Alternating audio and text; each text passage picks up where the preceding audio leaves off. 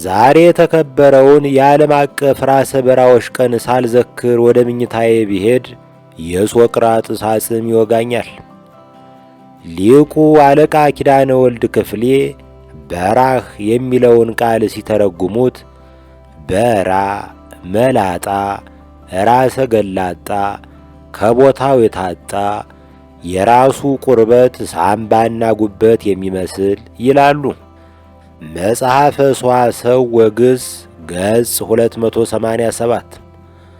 በትርጉም ውስጥ ያሉትን አሉታዊ ቃላት ብዛት ለተመለከተ አለቃ ባለሙሉ ጠጉር እንደሆኑ መገመት አያቅተውም። አለቃ ራሰ ገላጣ ቢሆኑ ኖሮ ራሰ በራ የሚለውን ሲተረጉሙ ራሱ የበራለት ታጥቦ የተወለወለ የንጉሥ ብርሌ የመሰለ መላጣ ከፎረፎርና ከቅማል ስጋት ነፃ የወጣ ብለው ሊተረጉሙት ይችሉ ነበር። በታሪካችን ትልልቅ ራሰ በራ ሰዎች ተጽዕኖ ፈጣሪዎች ነበሩ። ከጌቶች መካከል ብንጠቅስ ራስ ስዑል ሚካኤል፣ አጤ ምኒልክ፣ ራስ ዳርጌ፣ መለስ ዜናዊ፣ ከደራሲ ደግሞ ሐዲስ ዓለማየሁ፣ ጃርሶ ኪሩቤል ሞት ባይኖር መንግሥቱ ለማ ሊጠቀሱ ይችላሉ። ሎሬት ጸጋዬ ገብረ መድኅን ራሰ በራ ነው ወይስ የተሸጋሸገ ጎፈሬ ነው የሚለው በታሪክ ሲያከራክር ይኖራል። ለእኔ እየሰጠችኝ ደረቁን እንጀራ እሷ በነካካው በራሰው ልትበላ የሚለውን ጥንታዊ ውስጠ ወይራ ዘፈን መነሻ አድርገን ብንናገር ሴቶች ከሚያበጥር ይልቅ የሚወለውል ወንድ የበለጠ እንደሚማርካቸው መረዳት አያቅትም። ስለ ጸጉር ጨዋታ በተነሳ ቁጥር ፈገግ የምታሰኘኝ ድምፃዊ አብነት አጎናፍር የተናገራት ናት። አብነት እንዲህ አለ።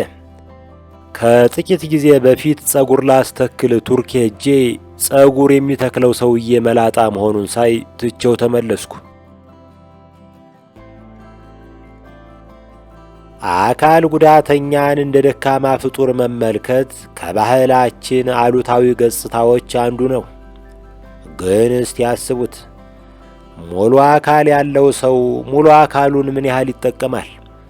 ተጠቅመህ መልስ ይላል ዕቃ የሚያወሰው። ከተፈጥሮም በለው ከፈጣሪ የተዋስነውን አካል ሳንጠቀም የምንመልስ ጥቂት አይደለንም። ከሕዋሳት አንዱን በአደጋ ወይም በተፈጥሮ ያጣ ሰው አንጎሉንና ቀሪ ሕዋሳቱን ሙሉ አካል አለኝ ብሎ ከሚመካው ሰው በላይ እንደሚጠቀም እናውቃለን። ለዚያ ነው ዓለማችን ሆመርን የሚያክል ባለቅኔ፣ ቤትሆቨንን የሚያክል ሙዚቀኛ ማፍራት ያልቻለችው። ቁም ነገሩን ለማለዘብ የሚከተለውን የሰንበት ወግ ልጨምርበት። አምሳ አለቃ ገብረሃና ማዕረጋቸው ለዚህ ጨዋታ ሲባል ተቀይሯል። ከአንድ ቦታ ተነስተው ለጉዳያቸው ሲገሰግሱ መሽቶባቸው የእግዚአብሔር እንግዳ ነኝ ብለው ወደ አንድ ቤት ተጠጉ። ባለቤቷ መሸታ ቤት ያላት ወይዘሮ ናት። ውብ ደርባባ ሆና አንድ እግር ብቻ ነው ያላት። ሌላውን እግሯን በአድዋ ጦርነት ወቅት ያጣችው ይመስለኛል። መሸተኛው ሁሉ ተሰናብቶ ገብረሃናና ሴትዮዋ ብቻቸውን ቀሩ። ሴትዮዋ ለአምሳ አለቃ እራት አብልታ እግራቸውን አጥባ አነጠፈችላቸውና አልጋዋ ላይ ወጥታ ጋደም አለች። ገብረሃና ለመተኛት ቢሞክሩም እንቅልፍ አልጠጋቸው አለ። ድንገት የሆነ ከይሲ ሐሳብ መጣላቸው። ብድግ ብለው ወደ ሴትዮዋ አልጋ ተሳቡ። አልጋው ላይ ወጡና እንደ ሽቦ ተጠመጠሙባት። ሴትዮዋ አንቱ ቅሌታም ብላ አክብሮት ያልተለየው ስድብ ከወረወረችላቸው በኋላ ገፍተር አድርጋ ለሪጎሪ እንደሚመታ ኳስ አልጋው ጠርዝ ላይ አመቻቸቻቸው። ሴትዮዋ በደህነኛ እግሯ በሙሉ አቅሟ እርግጫ ስትሰነዝር የተዘጋ ስቴዲየም የመበርገድ አቅም አላት። ይሁን እንጂ ገብረሐና ሽማግሌና የእግዜር እንግዳ መሆናቸውን ከግንዛቤ በማስገባት በስሱ ብትሰነብቃቸው እንደ ላስቲክ ኳስ ነጥረው እንደ ናዳ ድንጋይ ተንከባለው ግድግዳው ላይ እንደ ጥቅስ ተለጠፉ። ገብረሐና ትንፋሻቸውን ሰብስበው አለመሞታቸውን ካረጋገጡ በኋላ ወደ ረገጣቸው እግር እየተመለከቱ እንዲህ ብለው ተራገሙ። የወንድምህን ቀን ይስጥህ። ወንድ ልጅ አይጣ፣ ምን አይጣ? ሚስት አይጣ፣ መልስ አይጣ፣ መውጫ አይጣ፣ ይልቁንም ገንዘብ አይጣ። በቀደም እሁድ ለታ ኤቲኤም ማሽኑ ላይ ሄጄ ተገተርሁ። ዞር ብዬ ታዛቢ መኖር አለመኖሩን ካረጋገጥሁ በኋላ 200 ብር የሚለውን አማራጭ ጨቆንኩት። ማሽኑ ካርዴን መለሰልኝና ውድ ደንበኛችን ለ200 ብር ብለንማ በሰንበት መጋዘናችንን አንከፍትም፣ እባክዎ በአቅራቢያው ከሚገኝ የባንክ ዘበኛ ይበደሩ የሚል ጽሕፈት ሰደደልኝ። ከላይ ያለው ቀደዳ ሲሆን ከታች ያለው ግን የገሃዱ ዓለሜ ነጸብራቅ ነው። ማርያምን ወንድ ልጅ አይጣ፣ ወንድ ልጅ በጣምም አያግኝ። ሲያገኝ እንደኔ ጽጋበኛ ያለ አይመስለኝም። ከበቀደም 2 ቀን አስቀድሞ ልዝብ ሀብታም የሚያሰኘኝ ገንዘብ ሸቅዬ ነበር። ሼክ አላሙዲን መክሰስ በሚበላበት ባርና ሬስቶራንት ገብቼ የምግብ ናዳ አዘዝሁ። ለማሳረጊያ ያዘዝሁት ብርቱካን፣ አናናስና ፓፓዬ ጠረጴዛዬ ላይ ተከማችቶ ያየ ሰው የሆነ የፍራፍሬ እርሻ የሚያስመርቅ የዞን ባለሥልጣን ነው የምመስለው። ፈንጠር ብሎ የቀድሞ እግር ኳስ ተጫዋች የነበረ ሰውዬ ተቀምጦ ያየኛል። ስሙን በሌላ ቦታ የገለጽሁት ሲሆን እዚህ ላይ አጅሬ እያልሁ ቀጥላለሁ። አጅሬ ፈገግ ብሎ ሲያየኝ ከቆየ በኋላ ይህን ያህል በምግብ ተጎድተሃል እንዴ ብሎ ለከፈኝ። እኔ ሰላማዊ ሰው ነኝ። አዝመራው የተባለ ዘመዴ ትዝ ይለኛል። ድሮ ከትምህርት ቤት ስንመለስ የሰፈር ጎረምሶች አስቁመው ነገር ሲፈልጉን እኔ ከድብድብ ለማምለጥ ያሉ የሌሉ ዘዴዎችን ሁሉ አሟጥጬ እጠቀማለሁ። ጎረምሶቹ በለስላሳ ምላስ የተማርከው በሰላም ሊያሰናብቱን ከጨረሱ በኋላ አዝመራው እመር ይልና ክምር እንዳየ ዝንጀሮ አንዱ ላይ ይወጣበታል። ከቴስታ አቅም እንኳ 3 አይነት ቴስታ ያውቅ ነበር። ሽራፊ ቴስታ፣ ማይግሬን የሚያስይዝ ቴስታና ለኮማ የሚዳርግ መርዘኛ ቴስታ። ጎረምሶችን አሸንፎ ሲያበቃ የሚሸልላት አትረሳኝም። ዘራፍ አዝመራ ከስሙ መጨረሻ ያለችውን ው ለቤት ምታት እንቅፋት ስለምትሆን ያስወግዳታል። ዘራፍ አዝመራ ቁመቷ ጣራ፣ ልቡ ተራራ። ለወትሮው ሰላማዊ የነበርኩት ሰውዬ ድንገት የአዝመራው መንፈስ ተጋባብኝ፣ ብልጭ አለብኝ። በዚያ ላይ ለ2 ወር የኪክ ቦክሲንግ ስልጠና መውሰዴ ተራራም ባይሆን የሰፈር ዳገት የምታክል ልብ አጎናጽፎኛል። ከለካፊዬ ጋር ትንሽ የስድብ ልውውጥ ካደረግን በኋላ ልብ ካለህ እንውጣ አልሁት። እሱ ግን ቸል ብሎኝ ድራፍቱን መቀንደሉን ቀጠለ። እኔ በዛቻዬ ቀጠልሁ። አጅሬው ሰማኝና በመጨረሻ በረጅሙ ተንፍሶ እንዲህ አለ። እንዲያው አሁን 10 እንውጣ የምትለኝ ልትመታኝ ነው? ብርድ ልታስመታኝ? ቦጋለ በሚባል ስም የሚታወቁ 2 ስመጥር ሰዎችን አውቃለሁ። የመጀመሪያው የፍቅር እስከ መቃብሩ ገበሬ ቦጋለ መብራቱ ነው። ሁለተኛው በገሃር ኖሮ አልፏል። ድሮ በጎጃም ሽማግሌዎች ክፉ ሰው ሲራገሙ ቦጋለ የዓይኔ አበባ ስምህን ይጥራው ይሉ ነበር ይባላል። ቦጋለ የዓይኔ አበባ ስመጥር አልቃሽ ነበር። የጥንት አልቃሾች ቀላል ሰው እንዳይመስሏችሁ። በለቅሶ ወቅት የሚታየውን ትርምስና ጫጫታ ወደ ኪነ ጥበብ ትርኢት የሚቀይሩበት ተሰጥኦ ነበራቸው። ቦጋለ የዓይኔ አበባ በወጣትነቱ የአገሩን መሬት አርሷል። እንዲሁም የአገሩን መሬት በእግሩ አዳርሷል። ወደ አልቃሽነት ሙያ እስኪገባ ድረስ ግን የረባ ስኬት አላገኘም ነበር። ይህንን በማስመልከት እንደ ግለ ታሪክና ሲቪ በምትቆጠርለት እንጉርጉሮው እንዲህ ብሎ ነበር። አርሸም አየሁት ነግጀም አየሁት አልሰመረም ሀብቴ አልቅሼ እበላለሁ እንደ ልጅነቴ። ቦጋለ የዓይኔ አበባ ከዘመናት በአንዱ ወግ ደርሶት ሴት ልጁን ዳረ። እንጀራ ሆኖት የቆየው ሞት አሁን በሌላ ገጹ ተከሰተ። ሙሽሪት በሰርጓ በሳምንቱ ተቀጠፈች። እልልታው ወደ እሪታ የተቀየረበት ቦጋለ በተሰበረ ልብ ይችን ውብ እንጉርጉሮ ወረወረ። እንዲህ አለ አምቻ ክብሩን የዘነጋ በፈረስ ሰጥቼው መለሰልኝ ባልጋ። ኪነ ጥበብ አስቀያሚ መከራን ወደ ውበት መቀየር እንደምትችል ይችን እንጉርጉሮ ምስክር ናት። ከሞት ሁሉ ቅስም ሰባሪው የልጅ ሞት ይመስለኛል። ከወሎ የፈለቀች ከወዳጅ የሰማኋት አንድ ጨዋታ ትዝ ትለኛለች። አያሙሄ የተባለ ገበሬ ልጁ ሞተበት። ጎጆው በረንዳ ላይ ከርትም ብሎ ይቆዝማል።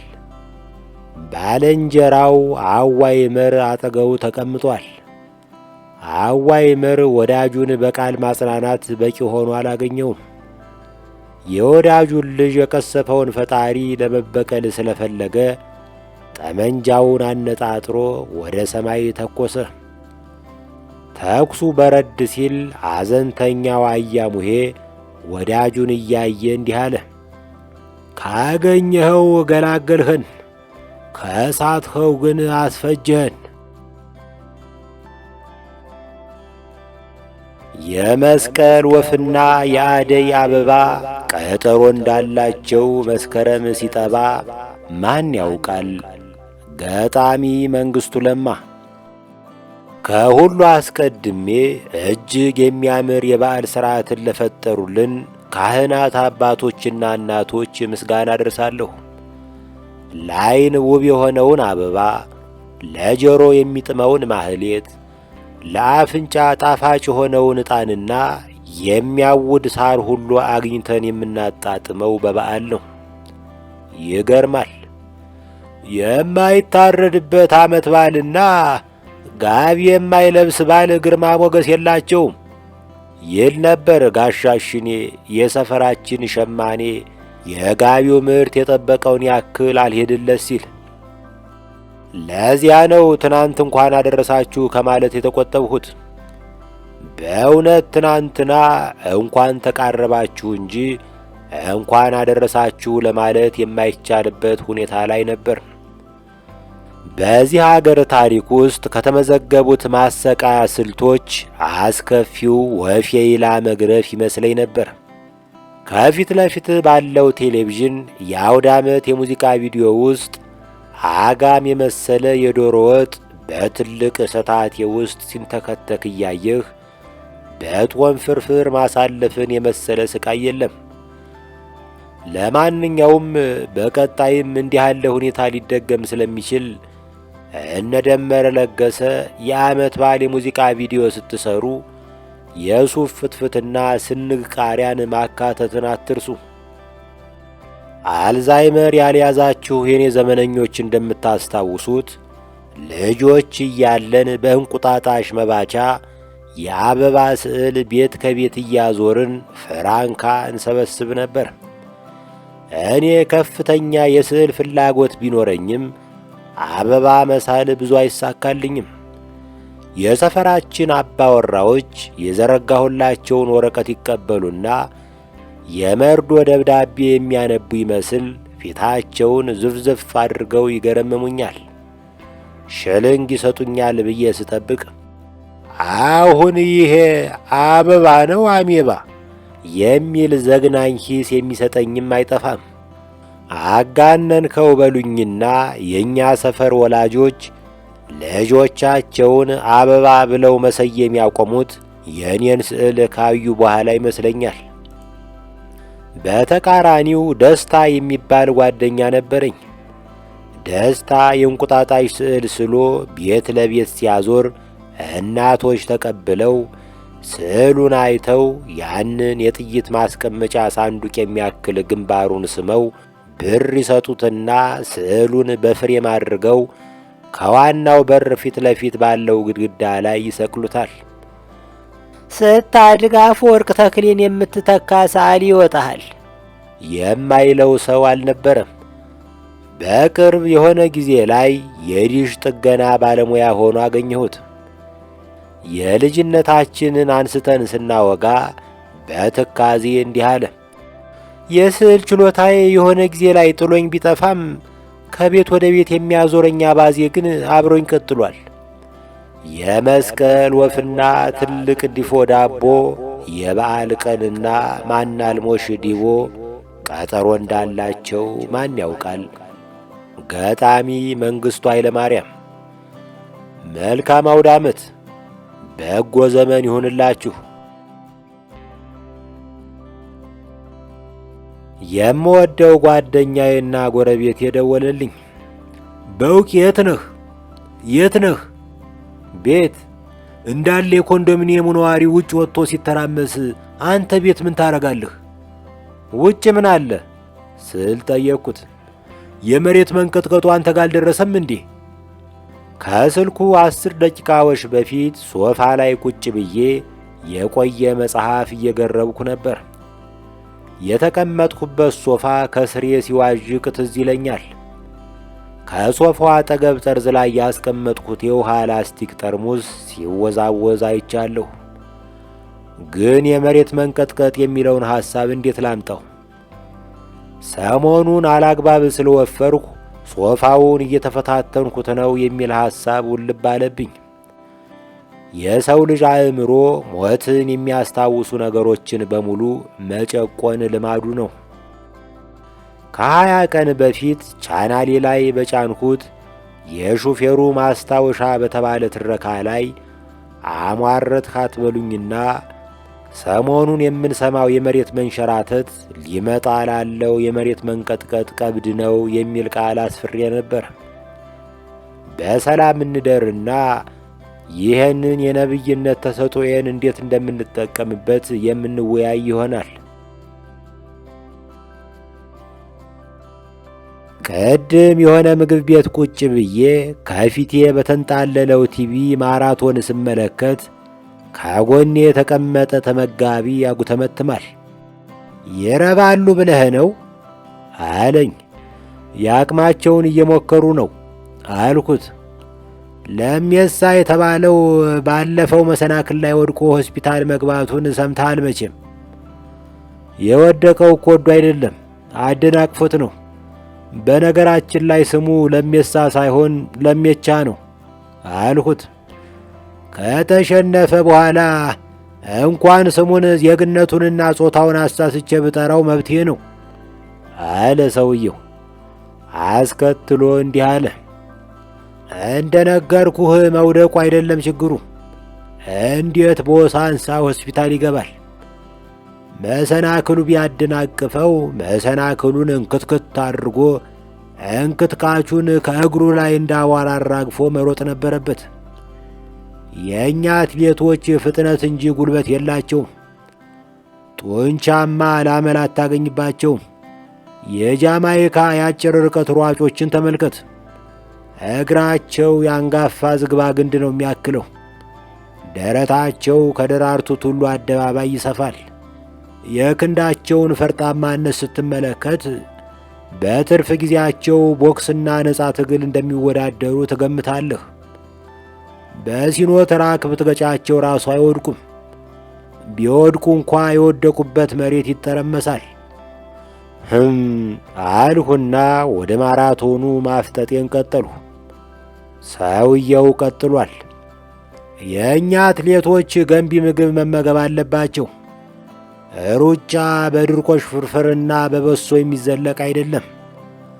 ፍሬምባና ሻኛ እየበሉ ክብደት ማንሳት አለባቸው። ይልቁንም ውድድሩ ቢያንስ 2 ወር ሲቀረው ከወሲብ መታቀብ አለባቸው። ከሚስታቸው ጋር ከተኙ እንኳ ከአንድ ዙር በላይ እንዳይሄዱ ክትትል ሊደረግባቸው ይገባል አለ። ታምራት ቶላ አንደኛ ሲወጣ የምግብ ቤቱ ተስተናጋጆችና አስተናጋጆች ቆመን ማጨብጨብ ጀመርን። ሰውየው ከተቀመጠበት ሆኖ መዳፎቹን በዝግታ ማማታት ጀመረ። ተነስታ አታጨበጭብም ስለው፣ ይቅርታ ዲስክ ላይ ችግር ስላለ መቀመጡን እመርጣለሁ